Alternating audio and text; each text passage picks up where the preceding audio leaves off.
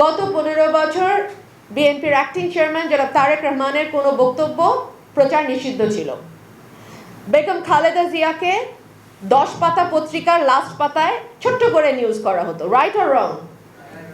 বিএনপিকে কি মুছতে পেরেছে? না। বিএনপিকে কি 10 ট্রাক অস্ত্রের ফ্রেমে আটকাতে পেরেছে? না। বিএনপিকে কি কেবল লুকিং ফর শত্রুজে আটকায় রাখা গেছে, কিংবা হাওয়া ভবনে ফর দ্যাট ম্যাটার আটকে ফেলা গেছে? যায় নাই। তার মানে রাজনীতিতে বয়ান ভীষণ গুরুত্বপূর্ণ, কিন্তু বয়ানই রাজনীতি নয়। একটার পর একটা বয়ান আওয়ামী লীগ তৈরি করেছে। স্বাধীনতার পক্ষের শক্তি, বিপক্ষের শক্তি, মুক্তিযুদ্ধের পক্ষের শক্তি, বিপক্ষের শক্তি, মুক্তিযোদ্ধার সন্তান, রাজাকার, শাবক, কি না বলেছে বলেন তো? লাভ হয়েছে? কি স্লোগান উঠলো শেষমেশ? তুমি কে, আমি কে, রাজাকার রাজাকার। এইরকম ভাবে নিজের বয়ান নিজের গায়ে বুমেরাং হওয়া, a big lesson for all. কাজ করেন, কাজ করতে থাকেন, আপনার কাজই আপনার বয়ান তৈরি করবে। শহীদ প্রেসিডেন্ট জিয়াউর রহমানকে কেউ দেখি নাই আমরা এখানে যারা বসে আছি, কিন্তু তার খাল খনন কর্মসূচি এখনো আমাদের কাছে রেলেভেন্ট মনে হয়। তার সার্কের উদ্যোগ এখনো আমাদের কাছে রেলেভেন্ট মনে হয়।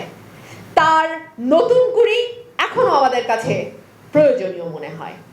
কোনো প্রচারণা নাই, কিচ্ছু নাই। The word, the action will speak for you. But what BNP means to them is all about looking for শত্রুজ or 10 truck অস্ত্র। যিনি প্রশ্নটি করেছেন উনিও বোধহয় জেন জিরই নাকি? আপনি তো জানেন। কে বলল জেন জি জানে না? দেখুন, গত 15 বছর ধরে পাঠ্য বই খুললে বাংলাদেশের ইতিহাস বলতে শেখ মুজিবুর রহমান ছাড়া আর কাউকে বোঝা যেত না। গত 15 বছর ধরে মিডিয়া খুললে পৃথিবীর রোল মডেল বাংলাদেশকে বানিয়েছে শেখ হাসিনা, এই বয়ানটি রাবীন্দ্রিক ভাষা থেকে শুরু করে উচ্চাঙ্গ সঙ্গীতের ভাষায় বাংলাদেশের যত চ্যানেল আছে যার যার মতো করে প্রচার করেছে, রাইট অর রং? আজকে আমার বক্তব্য যারা একটু মনোযোগ দিয়ে শুনেছেন বুঝেছেন যে সমাজের অতি এম্পাওয়ার্ড যেই নারীটিকে মনে হয় সেও নানান রকম হেনস্থার বাইরে থাকে না। আমাকে আজকে সেধে যেচে গলায় জোর নিয়ে বলতে হলো একজন নারীকে প্রশ্ন করতে হবে, তারপর একজন নারী প্রশ্ন করলেন। কেন? আপনারা যদি সকল জায়গা পুরুষের জন্য নিজেরাই ছেড়ে দেন এবং নিজেরা বলবো শাড়ি গয়না সাজ গোজ নাটক এগুলো নিয়ে ব্যস্ত থাকেন, তাহলে তো হবে না। না, ওইটারও দরকার আছে জীবনে, কিন্তু ওইটাকে জীবন বানায় ফেলেন না। রাজনীতির পাতাটাও পড়েন, দেশ দশের খবরটাও জানেন, আইনি পাতাটাও দেখেন, এবং সবচেয়ে জরুরি নিজের একটা জীবন তৈরি করেন এবং নিজের পক্ষে সবচেয়ে আগে নিজে দাঁড়ান। কেউ আপনার পক্ষে দাঁড়াবে না যতক্ষণ না পর্যন্ত আপনি আপনার পক্ষে দাঁড়িয়ে নিজের অবস্থানটা শক্ত করবেন এবং নিজের কাছে সৎ থাকেন। অটোমেটিক্যালি প্রথমে অনেক রকম সমালোচনার মধ্যে পড়বেন, নানা রকম ক্রিটিসিজমের শিকার হবেন, ইগনোর করেন। একটা জিনিস মাথায় রাখবেন, আমি আমার নিজের জীবন থেকে দেখেছি, জাহেদ তার দৌড় শুরু করেছে এখান থেকে, আর আমি আমার দৌড় শুরু করেছি এখান থেকে।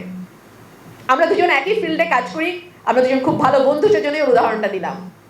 সুতরাং আমাকে যদি জাহেদের কাছাকাছি যেতে হয় কিংবা জাহেদকে ছাড়িয়ে যেতে হয়, আমার পরিশ্রমটাও দ্বিগুণ করতে হবে, আমার অধ্যাবসায়টাও দ্বিগুণ লাগবে।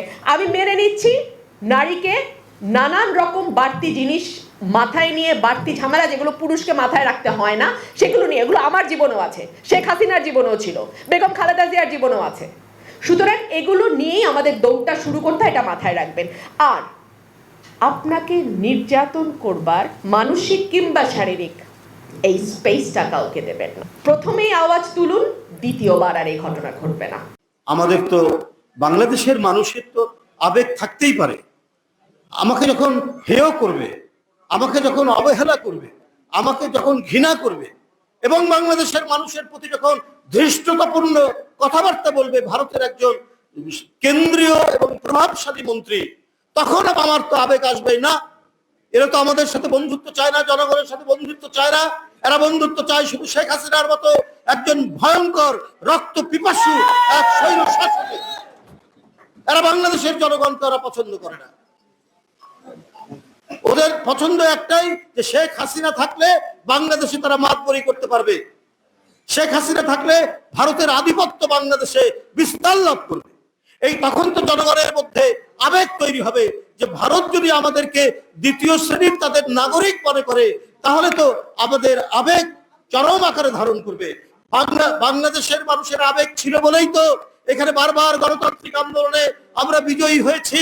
ওই আবেগ দিয়ে, বাংলাদেশের মানুষের আবেগ ছিলই বলে এক রক্তাক্ত যুদ্ধের মধ্যে দিয়ে আমরা ৭১ সালে স্বাধীনতা অর্জন করেছি।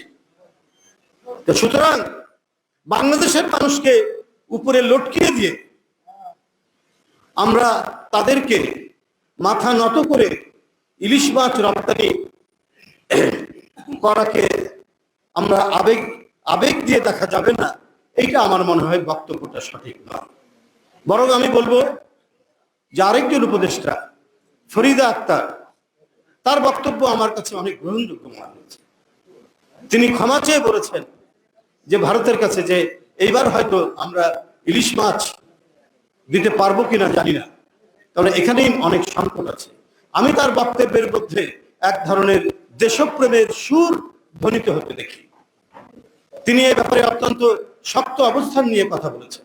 সারা দেশের মানুষ, জনগণ ফরিদা আক্তারের বক্তব্যকে মনে করেছে তিনি জনগণের কথারই প্রতিধ্বনি করেছেন।